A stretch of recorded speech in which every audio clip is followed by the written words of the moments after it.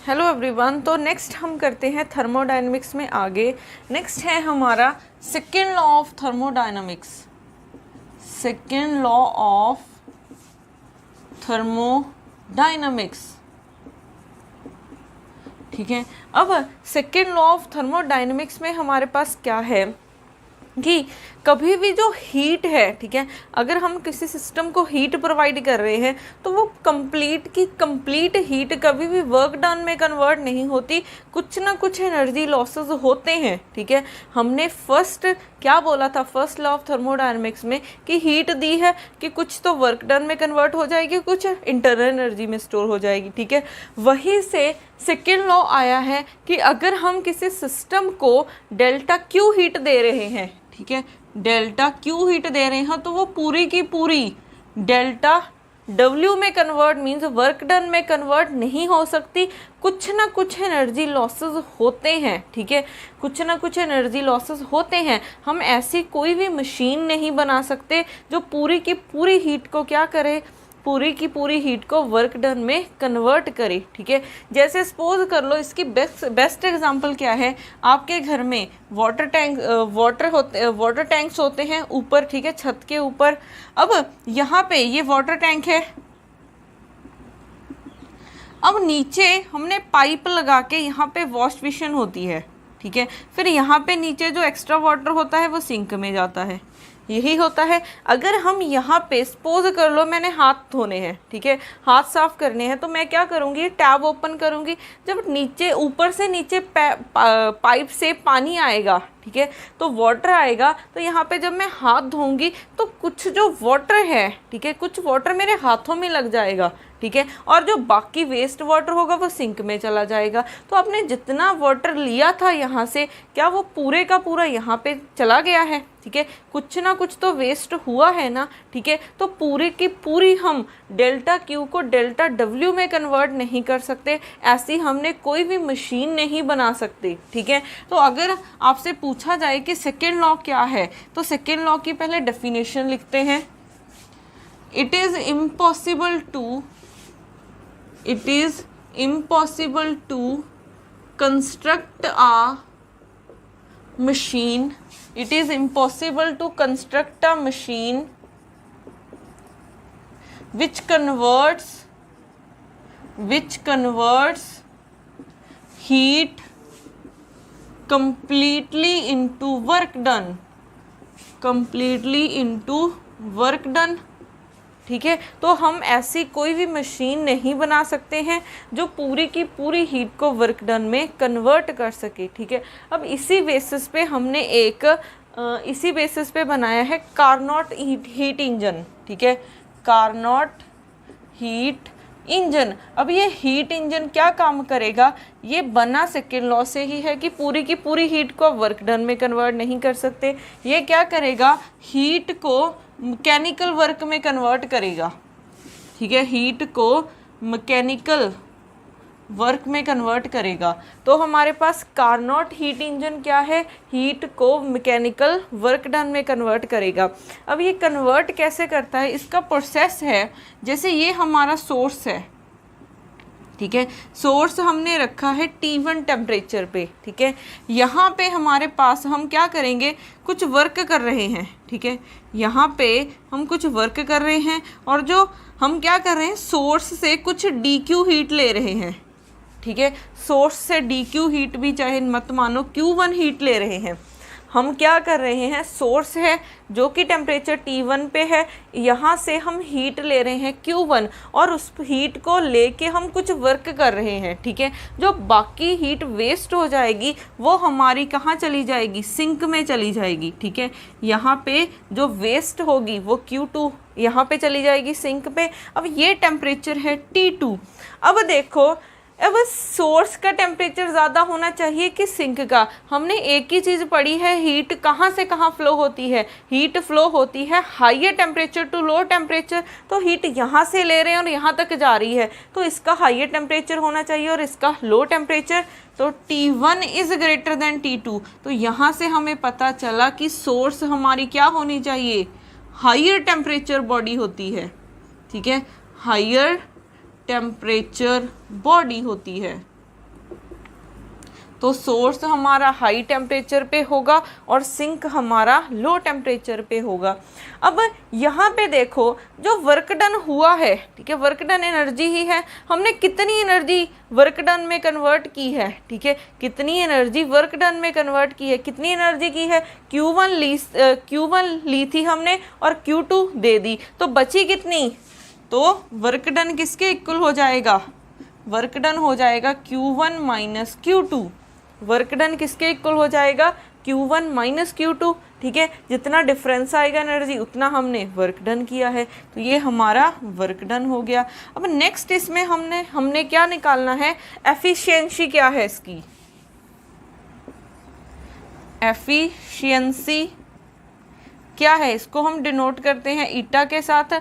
अब ये क्या होती है, input output by input, output by input, आपने इनपुट कितनी दी थी और आपको आउटपुट क्या मिल रही है, ठीक है, ये हमें कौन बताएगा, ये हमें पता चलेगा ईटा से।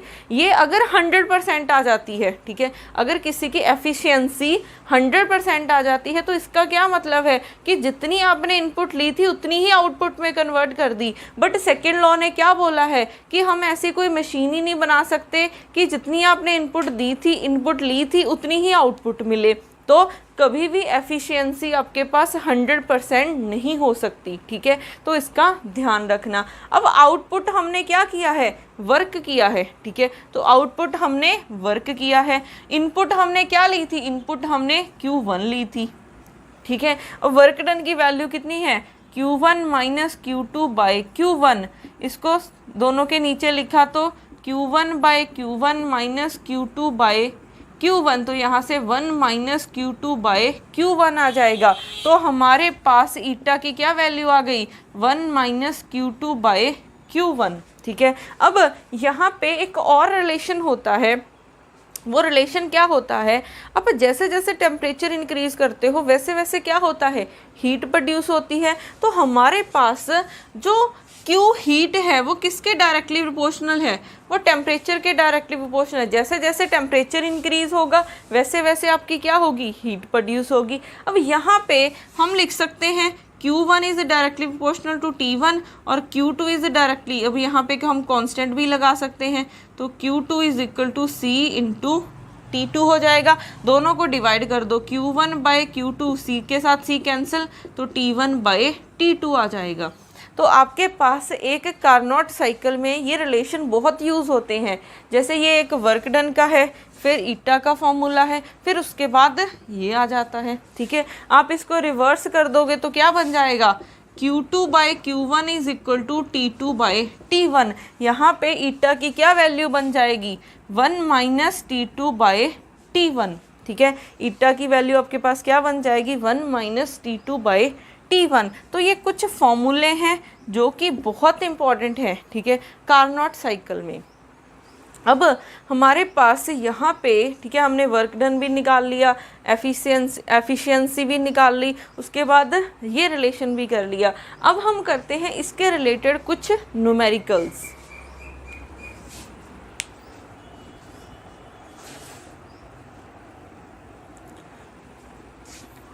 अब उसके बाद करते हैं इसके रिलेटेड न्यूमेरिकल्स।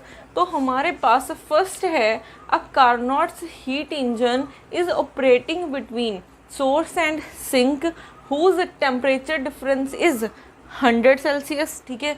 अब उन्होंने क्या बोला है कि सोर्स एंड सिंक जिसका टेम्परेचर डिफरेंस कितना है, 100 डिग्री सेल्सियस है। अब हमारे पास यही होता है, ये सोर्स होता है, ठीक है। उसके बाद यहाँ पे हम वर्क डन करते हैं, फिर हमारे पास क्या हो जाता है, सिंक।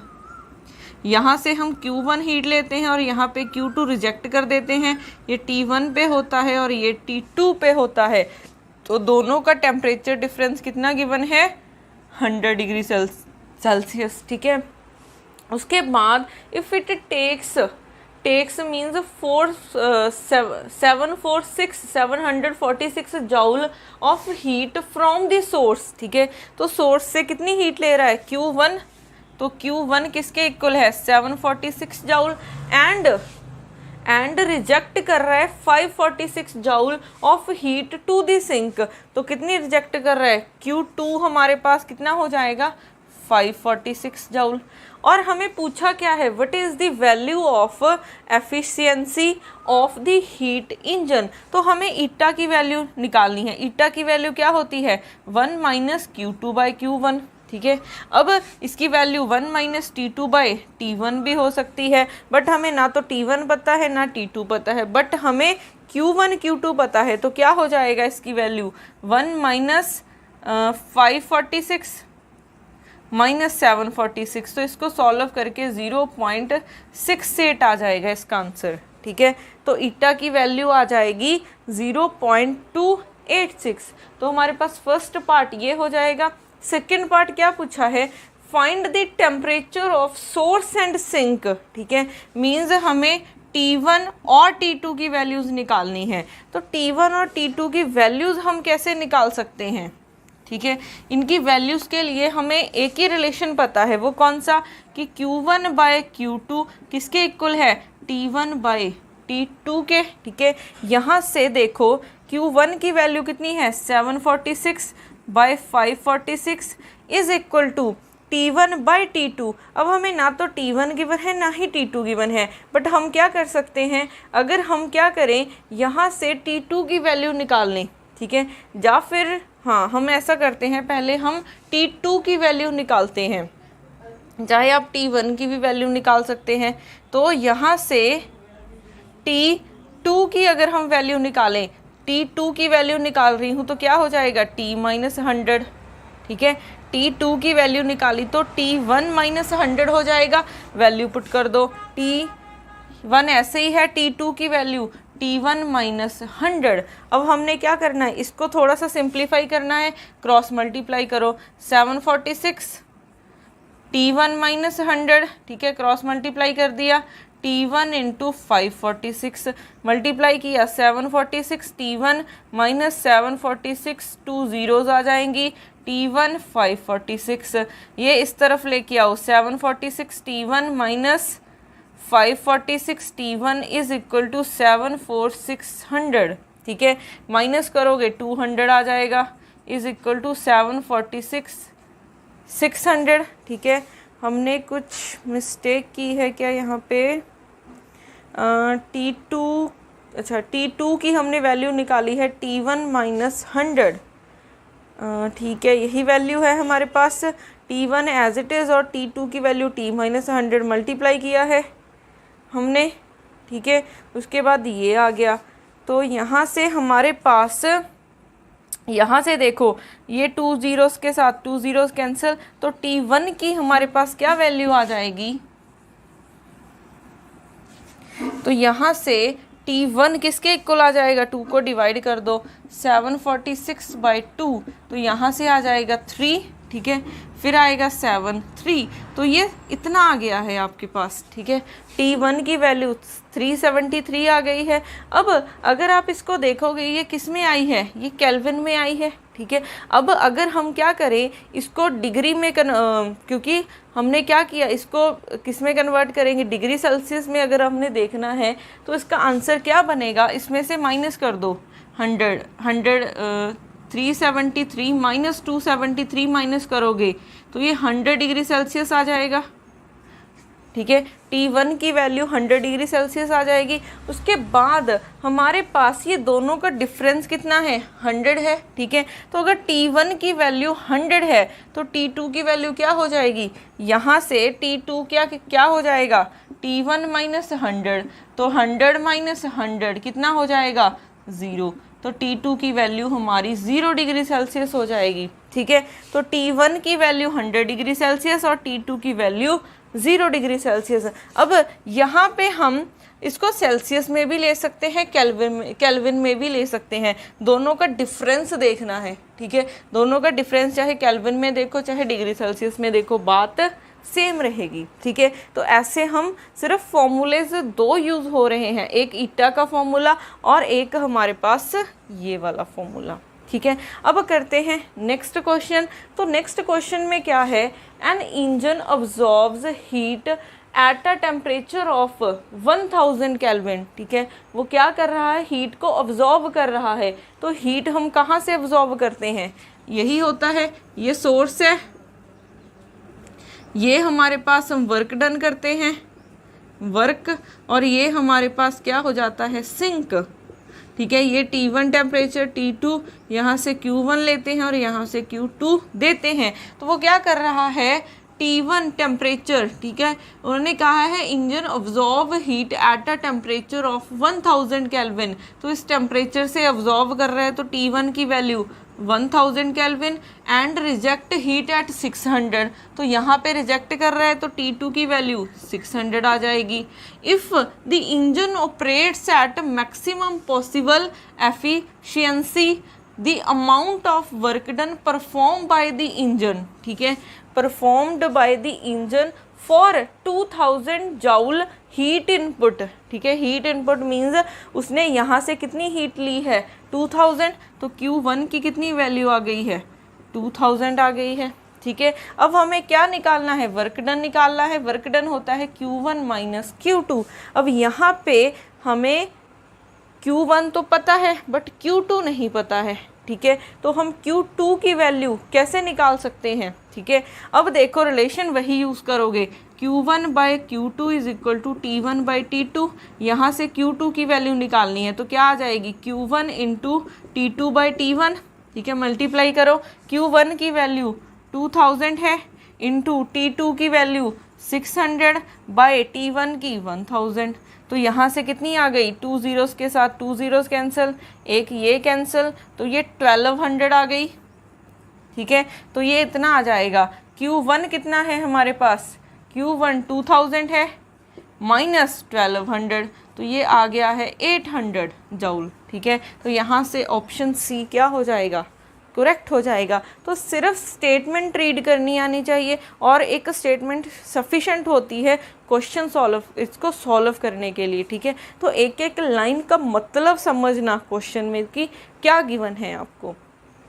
अब हमारे पास नेक्स्ट है, अगर आपको ये ना तो Q1 गिवन है ना ही Q2 गिवन है, ठीक है, ना ही टेम्परेचर्स की वैल्यूज़ गिवन है, फिर भी आपसे कार्नोट साइकिल की क्या पूछ ली जाए, ईटा एफिशिएंसी की वैल्यू पूछ ली जाए, तब हम कैसे निकालते हैं, ठीक है। उसका भी एक फॉर्मूला है, हम एरिया अंडर द कर्व से निकाल सकते हैं, हम एरिया अंडर द कर्व से निकाल सकते हैं।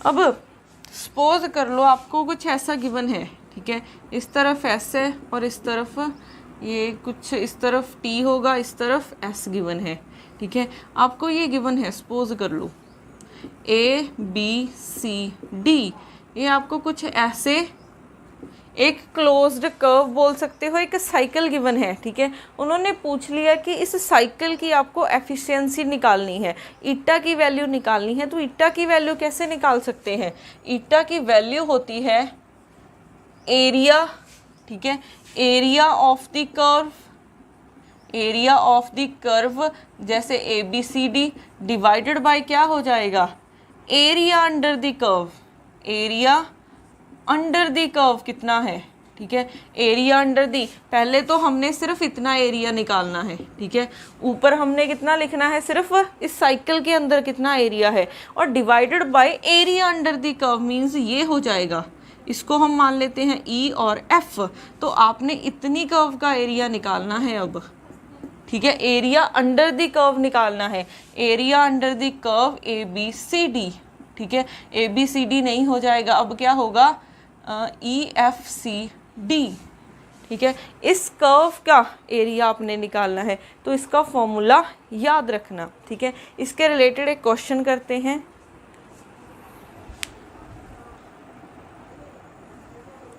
अब उसके बाद इसके रिलेटेड न्यूमेरिकल करते हैं। अब हमें क्या गिवन है, the energy temperature diagram energy temperature, यहाँ पे एनर्जी होगी फिर, ठीक है, एनर्जी टेम्परेचर। अब आपको यहाँ पे कोई भी वेरिएबल हो सकते हैं, पीवी की टर्म्स में भी गिवन हो सकता है, तो वहाँ पे कंफ्यूज नहीं होना, सिर्फ उसका फॉर्मूला याद रखना, ठीक है।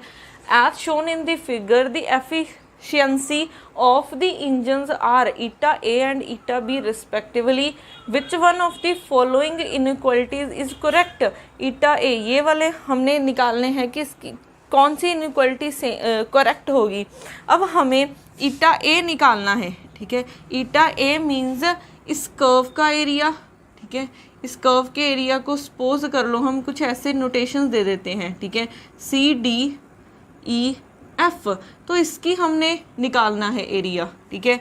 Area of C D E F, ठीक है, डिवाइडेड बाय क्या हो जाएगा, एरिया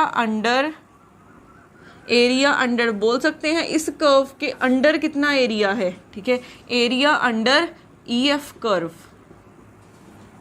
ये हो जाएगा। अब हमने पहले सिर्फ इतने पोर्शन का एरिया निकालना है, सिर्फ इतने पोर्शन का एरिया निकालना है, ठीक है। इतने पोर्शन का एरिया सपोज कर लो, क्योंकि ये परफेक्ट आपको गिवन होंगे, आपको पता चलेगा कि ये सेम साइज़ के हैं, ये भी सेम साइज़ के हैं, और ये ना आपको दिख रहा है कि ये इन दोनों में डिफरेंस इतना है, ये सेम ही गिवन है, ठीक है। ये ऐसे मान लो 1 2 ये 3 है, प्रॉपर गिवन है, ठीक है, ये आपको क्वेश्चन में गिवन होगा। इसको भी हमने 1 मान लिया, फिर 2, ये 3 और ये 4 हो जाएगा। तो इसका एरिया हमारे पास, ये एक रेक्टेंगल है, तो इसका एरिया कितना होगा 2 - 1, ठीक है, 2 - 1, और यहाँ पे कितना है, ये ऊपर 4 है नीचे 1 है, तो 4 - 1 डिवाइडेड बाय, अब पूरे का एरिया देखो, अब पूरे का एरिया देखा तो कितना हो जाएगा 2 - 1, फिर यहाँ से यहाँ तक मीन्स 4 - 0, 4 - 0, तो ये 1 × 3, फिर ये 1 × 4, तो ये हो जाएगा 3/4।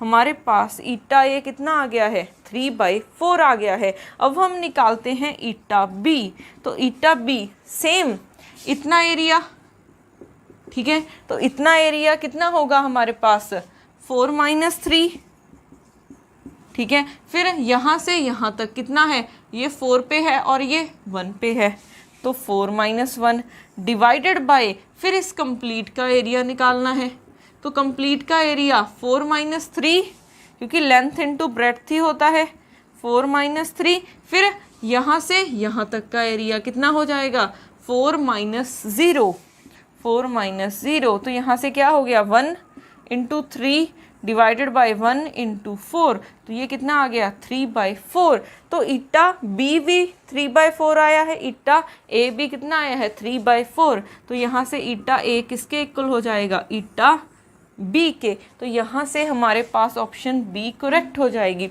तो ऐसे सिर्फ फॉर्मूला याद रखना है, ठीक है। तो ये किसके इक्वल होता है, area of the curve and area under the curve आपने लेना है, ठीक है। अब इसके बाद हमने कार्नोट साइकिल की जो ईटा की वैल्यू हमने क्या लिखी थी,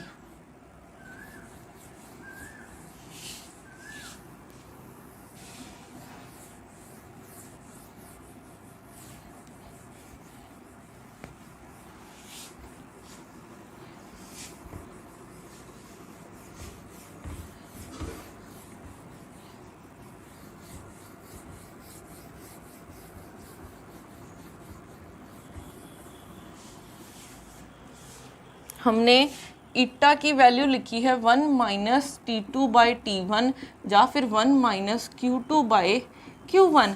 अब देखो, अगर आपने एफिशिएंसी को ज़्यादा रखना है, ठीक है, फॉर मोर ईटा, ठीक है, तो हम क्या कर सकते हैं, या तो अगर 100% ईटा की वैल्यू 100% मीन्स इसकी वैल्यू क्या होनी चाहिए 1, फॉर 100% रिजल्ट के लिए ईटा की वैल्यू क्या हो जानी चाहिए 1 हो जानी चाहिए। तो 1 वैल्यू कैसे आएगी, 1 वैल्यू ऐसे आएगी, या तो T2 को क्या कर दो ज़्यादा कर दो, ठीक है, नहीं, या तो T2 को कम कर दो या फिर T1 को क्या कर दो लार्ज कर दो, ठीक है। क्या कर सकते हो, T2 को स्मॉल कर दो अगर आपने 100% लेने हैं रिजल्ट, और T1 को क्या करोगे लार्ज कर दोगे, ठीक है, क्योंकि आपने क्या करना है, इस फैक्टर को कम करना है। तो कम कैसे करते हो, न्यूमरेटर को कम कर दो या फिर डिनोमिनेटर को ज़्यादा कर दो। तो या तो हम T2 को स्मॉल कर सकते हैं या फिर T1 को लार्ज कर सकते हैं, ठीक है। तो ये भी याद रखना कि 100% अगर एफिशिएंसी चाहिए तो आपको T2 को स्मॉल करना होगा और T1 को लार्ज करना होगा, ठीक है। मोस्टली T2 को हम ज़्यादा स्मॉल नहीं कर सकते, तो हम क्या कर सकते हैं, सोर्स का टेम्परेचर ज़्यादा इंक्रीज़ कर देते हैं, ठीक है। तो इसका भी ध्यान रखना। अब उसके बाद हमारे पास आता है हीट पंप।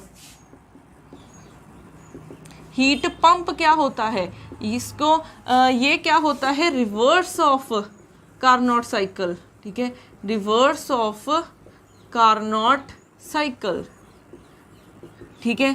अब देखो ये रिवर्स का क्या मतलब है, ये रिवर्स का मतलब है जनरेटर, ठीक है। अब रिवर्स मीन्स आपने क्या करना है, पहले हम सोर्स से ले रहे थे हीट, अब आपने क्या करना है, सिंक से हीट लेनी है, ठीक है। अब प्रोसेस थोड़ा सा उल्टा चलेगा यहाँ पे। अब आपने सोर्स से, सॉरी सिंक है और इस तरफ सोर्स है, तो बिल्कुल उल्टा प्रोसेस चलाओगे, ठीक है। पहले आपने सोर्स से कार्नोट साइकिल में आपने सोर्स से हीट ली थी और सिंक की तरफ जा रहे थे, बट अब ये क्या है, ये हीट पंप क्या करता है, फ्रिज में क्या होता है, फ्रिज हमारी क्या करती है, हम गर्म चीज़ को रखते हैं और वो क्या करके देती है, आपको ठंडा करके देती है। वो ठंडा कैसे करती है, अब वो देखो, ये क्या है, सिंक है हमारे पास, ठीक है। अब ये सिंक मीन्स जो आपने कंटेनर रखा है उसमें गर्म चीज़ रखी होगी, वो क्या करेगा, वहाँ से हीट लेगा, ठीक है। वहाँ से हीट लेके उस पर कुछ वर्क करेगा, वहाँ से हीट ली और उस सिस्टम पे वर्क करेगा वो, ठीक है। वर्क करके क्या कर देगा, इस सिस्टम को इस सोर्स से ज़्यादा टेम्परेचर पे ले आएगा, ठीक है। इस सोर्स को, इस सिस्टम को, ठीक है, सोर्स से ज़्यादा टेम्परेचर पे ले आएगा। तो हीट हमारी, क्योंकि हीट कहाँ से कहाँ फ्लो करती है, higher temperature to lower temperature. अब इसका हाइयर टेम्परेचर हो गया, इसका लोअर टेम्परेचर हो गया, तो हीट ऐसे फ्लो कर जाएगी, ठीक है। तो आपने सपोज कर लो Q1 ली है, तो यहाँ पे क्या चली जाएगी, Q2 चली जाएगी। तो आपने बेसिकली किया क्या है, सिंक से Q1 हीट ली, ठीक है। अब ये हीट यहाँ पे तो नहीं जा सकती, क्यों नहीं जा सकती, क्योंकि ये हाइयर टेम्परेचर बॉडी है। Heat high, lower to higher कैसे जाएगी, तो वो कैसे जाएगी, हमने हीट ली, उस पर कुछ वर्क किया, वर्क करने के बाद हमने क्या किया, इसका टेम्परेचर इंक्रीज कर दिया, ठीक है। हीट लेके उस पर वर्क किया, तो वर्क करने पे क्या होगा, हमने उसका टेम्परेचर इंक्रीज कर दिया। टेम्परेचर इंक्रीज करने का मतलब है इस बॉडी का टेम्परेचर इससे ज़्यादा है, तो इससे हीट यहाँ पे फ्लो हो जाएगी, ठीक है। तो ये कार्नोट साइकिल से बिल्कुल उल्टा प्रोसेस होता है हीट पंप। अब इसमें हमारे पास वर्क क्या होगा, Q1 माइनस Q2, ठीक है। वर्क हमारा सेम रहेगा, Q1 माइनस Q2। अब यहाँ पे हम एक पॉइंट निकालते हैं, coefficient of performance, coefficient of performance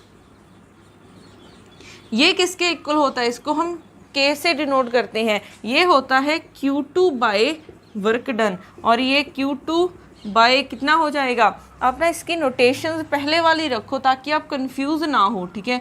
यहाँ पे Q1 जाएगा और यहाँ पे Q2 जाएगा, ठीक है, तब आपकी नोटेशन सेम रहेंगी। तो Q2 बाय क्या हो जाएगा, Q1 माइनस Q2, ठीक है। तो हम हीट पंप में क्या निकालते हैं, कोफिशिएंट ऑफ परफॉर्मेंस, इसका भी ध्यान रखना।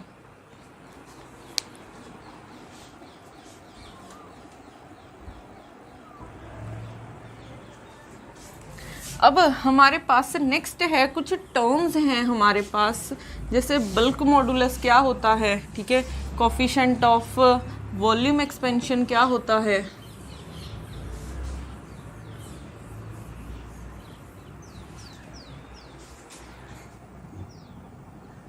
और हमारे पास फर्स्ट है आइसोथर्मल कंप्रेसिबिलिटी क्या होती है, आइसोथर्मल कंप्रेसिबिलिटी, ठीक है। आइसोथर्मल कंप्रेसिबिलिटी हमारे पास क्या होती है, इसको हम डिनोट करते हैं अल्फा के साथ, ठीक है।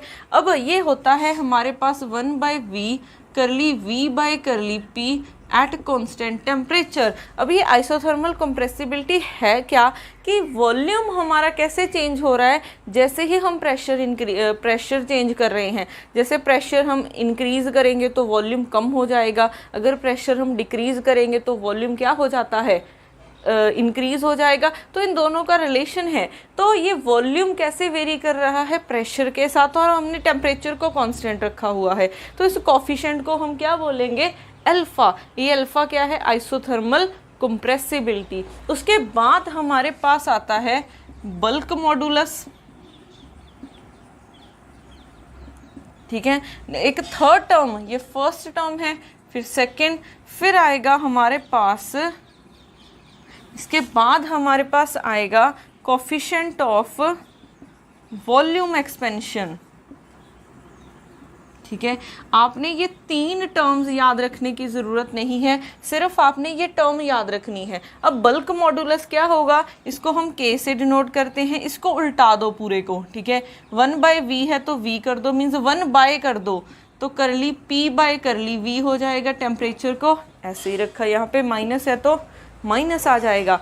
आइसोथर्मल कंप्रेसिबिलिटी को उल्टा दो तो 1/V है तो V, इन दोनों को इंटरचेंज किया तो ये बन जाएगा। तो बल्क मॉडुलस क्या है कि वॉल्यूम चेंज करने की वजह से प्रेशर कैसे चेंज हो रहा है, तो इस कोफिशिएंट को हम क्या बोलते हैं, बल्क मॉडुलस। अब कोफिशिएंट ऑफ वॉल्यूम एक्सपेंशन क्या हो जाएगा, इन दोनों को इंटरचेंज कर दो सिर्फ, ठीक है। इन दोनों को इंटरचेंज किया तो अल्फ़ा क्या हो जाएगा, -1/V करली V/, इन दोनों को इंटरचेंज करेंगे करली T।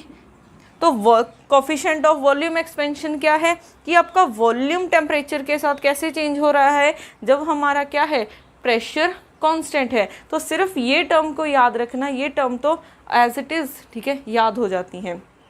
अब नेक्स्ट, अब अगर हम आइडियल गैस के लिए, ठीक है, आइडियल गैस के लिए फाइंड करना हो, आइडियल गैस के लिए अगर हमने फाइंड करना हो क्या, आइसोथर्मल कंप्रेसिबिलिटी। अब ideal gas means PV = nRT होता है। अब हमें क्या चाहिए, वॉल्यूम चाहिए, तो वॉल्यूम किसके इक्वल हो जाएगा, nRT/P। हमें करली V/करली P चाहिए, करली V/करली P, तो डेरिवेटिव कर दो और टेम्परेचर को कांस्टेंट रखना है, ठीक है।